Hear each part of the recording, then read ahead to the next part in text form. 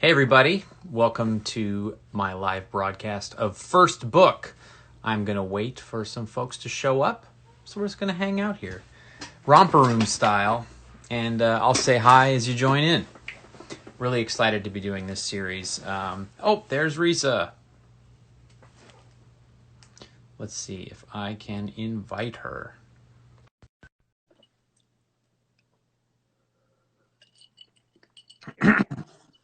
Okay. Risa, Hello, how are you? Jeff. I'm good. Welcome. I'm gonna be careful not to call you Mr. Garvin because I can't pronounce that. I'm Yes. gonna stick with Jeff. Luckily, I have a first name with no R's in it, so we're going to be just fine. We're going to get through this together, Risa. Well, this is the part of the broadcast where we kind of wait for people to show up and join us. Hello, watchers. Hello, viewers. My friend Dan, my podcast partner, is watching, and a few other folks. So, Risa, you're on the East Coast, so it's like past dinner time where you are. How's the weather been in Boston? Actually, you're in Rhode Island now. I'm in Rhode Island for 6 months, but Right on. before that, my whole life, born and bred in Boston and never left, even for school. Except 6 months ago, we moved to Rhode Island. What made you move? We have a daughter and grandchildren living nearby, so we moved for the to kids. them. Yeah, it's always for the kids, isn't it? Yeah, it really is. It really is. They kind of take over everything. Always, no matter how old they get. Oh, don't say that. Mine are still young. I have fantasies. I have escape fantasies of, moving away when they're in college. Okay, that is a fantasy. My parents waited till I was 25 and then they left the state, and I can't blame them at all. Okay. All right. Well, we got a good group here, so let's get this started. Hi, everybody. Thanks for tuning in. You are watching First Book with Jeff Garvin. This is my interview series.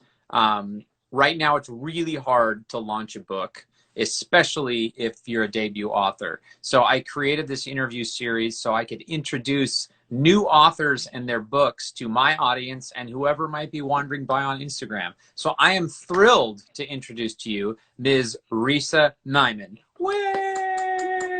Thank you. Risa is, as she was just saying, born and bred in Boston and lived within 10 miles of the city her whole life until, how long ago? 3 years ago? Moved to the Ocean State, Rhode Island. 6 months. Wow. 6 months. Okay, that's fast. Newbie. That's news. For many years, Risa worked with a nonpartisan, not-for-profit organization that tried to get people more involved in a democracy, tried to get them to vote and get the word out. When she's not writing, Risa is exercising or therapeutic ironing, which I must hear the story behind, and, unless the grandchildren are around. So please welcome Risa Nyman, everybody. Thank you.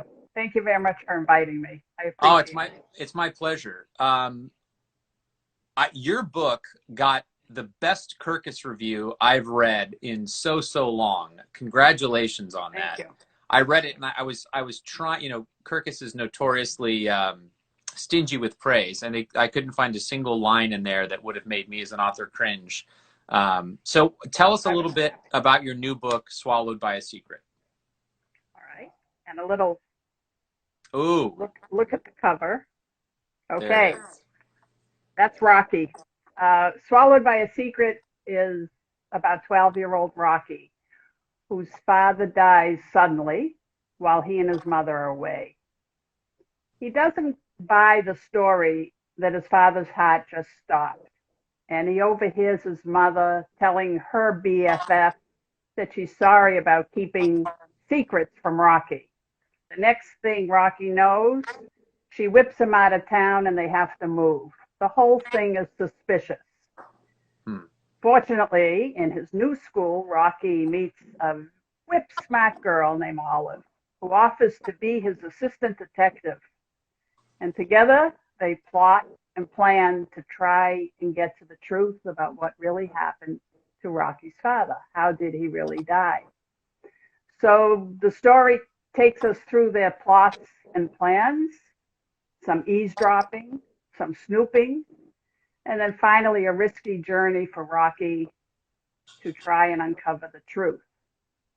And Wow. that's Rocky's story. And I Wow. can't, no spoilers, so I can't tell you. I Right. can't. So in that way, it's a mystery. So that's about all I can say. Yeah, so it sounds like it's got some like heavy emotional content for a 12-year-old, but also a mystery story. Right. It's a mystery, but it is very heavy. His father died. It starts with that. I mean, when Yeah. the book opens, he's in a brand new school and his father has recently died. So Wow. that opens it. Well, it sounds fantastic. Thank you. So your book is out in the world. It is. How does it feel?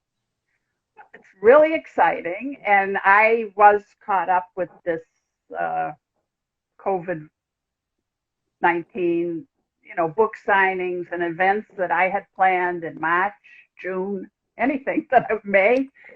I Yeah. mean, everything was canceled. So it's this online, what you are willing to do with these interviews and other places, which really makes all the difference, as you say to people like me. I'm not alone. I'm in groups on Twitter and other places, and all the authors are having the same issues.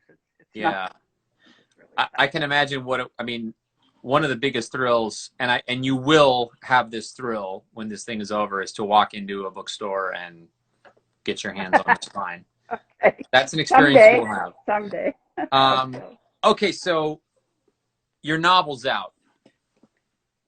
I think there's a misconception about debut novels that's either the first book you wrote, which in some cases is true, but in my case it wasn't. What have you written? What did you write? Tell us about your writing life before this book came out. Well, in my work life, I did not do creative writing. I mean, I wrote op-eds, I wrote grant proposals, I wrote development letters. I Ah, didn't do creative writing, but I did like to write. And this is creative writing and writing for middle grade I got into about 6 years ago. And Swallowed by a Secret is not my first manuscript. My first manuscript is in the drawer where it belongs. I have a drawer like that. Okay? I have a shed like that, actually. So it's there. And so I did do it, but that one will not see the light of day. Yeah. And I got fortunate with Swallowed by a Secret from a Twitter pitch, from the Twitter pitch Oh, to the wow. publisher. That's how it worked for me. Wow. Yeah, it just I couldn't believe it. I can't believe it. I still can't quite believe it. I considered myself, fortunate and So writers out grateful. there, the Twitter pitch worked. Yeah. So Yes. keep that in mind. Oh, absolutely. There's something about condensing your story into 140, 280 characters. It's difficult. Oh, it's difficult. It's worse than writing a synopsis, which is one of the most confronting things an author has to do. And I think one of the reasons why it's confronting is when you write a synopsis, you start to discover what's wrong with your story and why it's so hard to tell. That's been my experience. So after a first draft, I often try to write a synopsis just to torture myself and to also find out what are the things that aren't working. But enough about that. Tell me about how, I'm always curious. So your book is out. How is life different for you now? What has changed? Interesting question. Well, it's changed in this way that it's one thing to say you're writing, and it's another thing to hold a book in your hand, to actually have a book on Amazon and Barnes and Noble and IndieBound and the books for sale for people to ask you, can you give me a copy? Sign my book. It it feels real. It feels real to actually have the book. It's hard to believe until you actually see it, even when the publisher says, I'm going to publish it. But then until you actually have that book. Yeah. Have you had the experience yet where someone you know and love reads it and their experience is, wow, this is actually good. You can actually write. Well, people are just kind. A lot of the people that have read it have been very kind to me. So I, I don't know. I don't know if I can trust their opinion though. But they've I been just discovered I generous. I discovered how what low expectations people had of my writing. Like, okay, I'm glad you're enjoying it. Um, Well, some so people said it brought them to tears and it was very emotional for them. So I'm glad to hear that it resonated with them. have any of the young people in your life read your book? Uh, I don't know. Not, Really? I don't know if they have. I think some of my friends have given it to children, uh, and one friend gave it to a grandchild to read. So I haven't heard back from that. But I know that my friends or people that I know that have read it have given it to others to read. So, That's exciting. That's so exciting when your book gets out there in the hands of people you know who are actually going to read it. right. Uh, and it can be more exciting when you hear from strangers who have read it. And I imagine a story like yours is going to probably it'll get into the hands of a boy or a girl who's lost their dad. And it'll probably touch something deep inside them where they want to solve that mystery. They want answers. And hopefully that will be a satisfying experience. Did you think about that while you were writing it or after it got bought?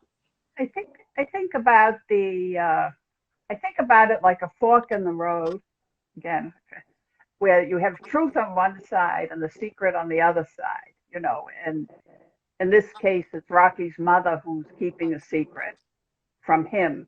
But obviously, she's in that road. She could have gone to the truth, or Right. she could have, or she chose the secret. So she has something to learn from this book, too. Right. Right. The parent side, they have their own side of the Well, story. because yes, there's something for her to learn, too. So Yeah. I think that's another aspect. So I think they're both going on. What I'm never going to ask an author what inspired the story because you're going to get asked that question 1,000 times. What I'm going to ask you is, what was the part of the book that was the most difficult part for you to write? And you don't have to tell me about the scene, but you can just like what aspect of the novel was most difficult for you? Well, I think, and I can't say what it is. It's a scene towards the end, um, where it comes to the climax. And again, I'm being vague intentionally No because I don't spoilers. want Yep. no spoilers.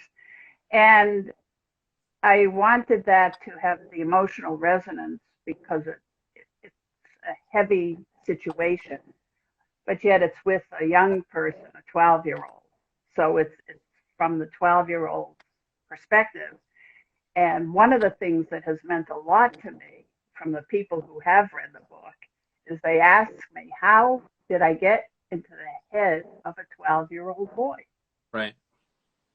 And that the voice seems authentic to people in the way he reacts. This to me is a very big compliment Yeah, when for sure. people tell me that. How do you answer that? I have no idea. I don't even, because Good. I don't That's have so sons honest. even. I don't have sons. That's I'm not, so I'm not, I've honest. never been a 12-year-old boy, and I happen to have daughters and not sons. I mean, I have grandsons, so I don't know the answer to that question, but I guess maybe there's something in my head. I'm thinking now that there's something in my head that matches with a 12-year-old boy, and I find that fascinating. Well, there's something to be said for writers just using their imagination, Well, that right? must be it. That And must be it. and we were all children once, and part of us is still a child, and we're just not all that different. You know, we had to grow up in a lot of ways, and in some ways, we still haven't. Right, but they think sometimes a woman might write a main character could be a female Right. girl. A man might write the main character would be male. perhaps. And maybe I said, well, no, I'm going to write this Well, book. And the main this character in my debut is gender fluid, which I am not. The main character in The Lightness of Hands, which just came out, is and female. congratulations. And thank you. And the protagonist in the book I'm writing now is female. So I guess you and I are both Okay, busting so down there the you go. gender walls, just Can do it. Right. tearing it up. Uh, what what is your worst writing habit?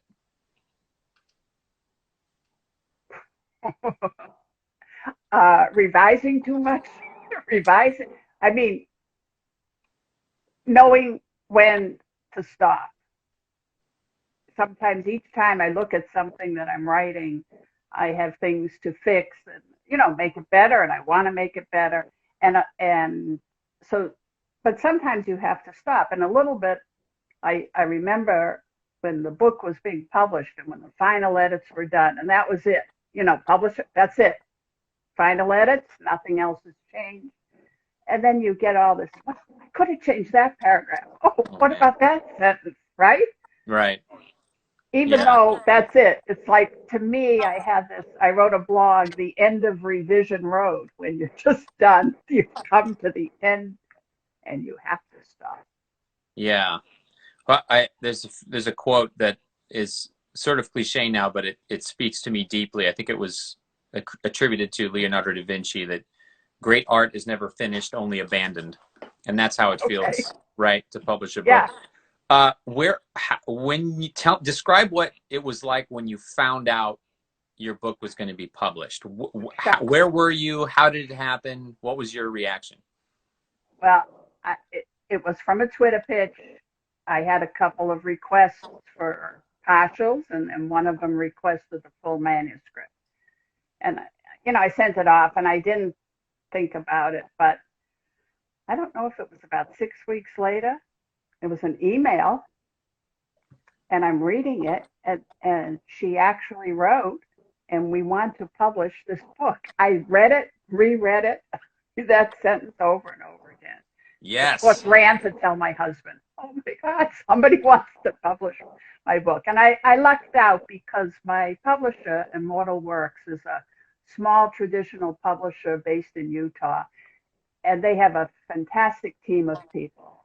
Fantastic. So I feel so fortunate that they wanted to publish the book and that I'm working with them. That's so cool. Yeah, I read up on Immortal Works a little bit. It sounds like it sounds like a unique operation. They're definitely fitting a specific role in the publishing marketplace. I think they're a growing publisher too. I mean, even since I signed the contract with them, more and more books, and they're definitely growing, and their presence on social media is great. And they're nice people. I mean, I could go on, with Good. some Well, great I'm people. sure they're watching right now. So, Oh, I hope so. okay. Hi, guys. Last question before our lightning round. Oh, and by the way, if you're watching and you have questions, go ahead and tap the question icon at the bottom of the screen and write your question in there. Please don't put it in the comments if you have any questions because they just go by. Okay, last question before my lightning round. What book do you wish you had written? Really? Yeah. Well, in middle grade, my favorite is The Great Gilly Hopkins. I don't know if you know this. Ooh, I don't know this book. But it's written years ago by Catherine Patterson. That book. Oh, okay. Catherine Patterson wrote my favorite middle grade book of all time, which is Bridge to Terabithia. Oh, yes. Well, I could have said that, but I read that after The Great Gilly Hopkins. So Great Gilly Hopkins. All right, well, I may have to read that. it's wonderful. Yeah, I remember reading Bridge to Terabithia and thinking, they let children read this? This is Right. crushing. I was not prepared to read that book. Yeah, but it's great. Yeah. Okay, lightning round. Totally ridiculous questions just for the fun of it because interviews are hard. What is your favorite sound? Favorite sound? Mm-hmm. Oh, These are my favorite James Lipton questions. Your favorite sound? My favorite sound might be the voice of one of my children. Oh, lovely. What is your favorite scent? Roses. Roses. Okay. And finally, what is your favorite word? Kindness. Oh, beautiful. Kindness. We Yes. did have one Appreciate question. that. We did have one question from the audience before we sign off. What's your favorite genre of book to read? And you don't have to say contemporary, middle grade, or mystery unless you really mean it.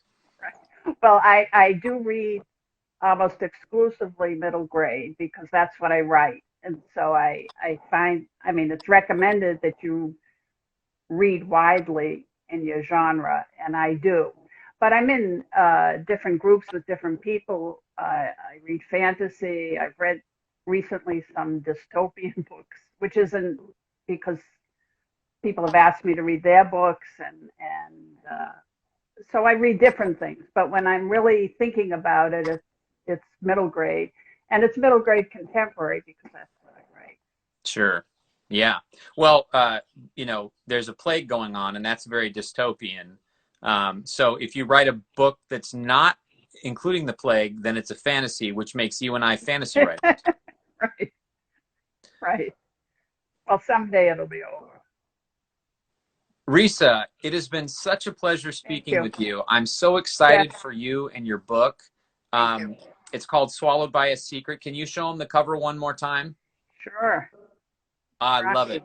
There's Rocky. Okay. And where can people find you on the internet? Oh, RisaNyman.com is my website. Risa Nyman author on Facebook. Risa Nyman tweet on Twitter. Fantastic. And her I'm book all is over. available on Amazon, IndieBound, Barnes & Noble, and wherever fine books are sold. Pick one up for the young person in your life, or just someone who likes reading middle grade material. And while you're at it, please pop into your shopping cart a copy of The Lightness of Hands, my new book that just came out in April. Risa, Okay. thank you so much for Thank you. joining me. Thank you, Jeff. I With your appreciate it. permission, I'll put this up on YouTube so you can send a link to folks so they can watch it if they missed it tonight. Great. Thank you Awesome. very much. Thanks so much. Have a great Bye-bye. evening. Bye-bye.